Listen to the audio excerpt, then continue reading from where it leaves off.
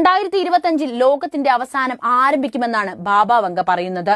Outlook ആണ് ഇക്കാര്യം report ചെയ്തിരിക്കുന്നത്. അതേസമയം മാനവരാശിയുടെ തകർച്ചയാണ് 2025 ആരംഭിക്കുക എന്നാണ് വങ്ക പറയുന്നത്. എന്നാൽ ഇന്ന് കാണുന്ന നമ്മുടെ ലോകം 5079 ആകുമ്പോഴേക്കും പൂർണ്ണമായും നശിക്കുമെന്നാണ് വങ്കയുടെ പ്രവചനം. ഈ വർഷം ഭൂമിയും മനുഷ്യരും എല്ലാം ഇല്ലാതാകും. അതിന്റെ തുടക്കമാണ് 2025 ആരംഭിക്കുക. ജനസംഖ്യ യൂറോപ്പിൽ അതിനുശേഷം കുറഞ്ഞു വരും. ഇപ്പോൾ നടന്നുകൊണ്ടിരിക്കുന്ന യുദ്ധങ്ങൾ പലതും വ്യാപിക്കും.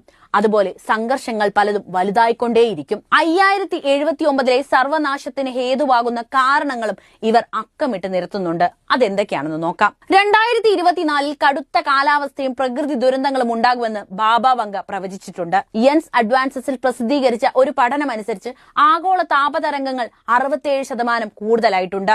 40 വർഷം മുൻപ് രേഖപ്പെടുത്തിയതിനെ അപേക്ഷിച്ച് ഈ താപതരംഗങ്ങളുടെ എണ്ണവും ശക്തിയും ഉയർന്നു വരികയാണ്.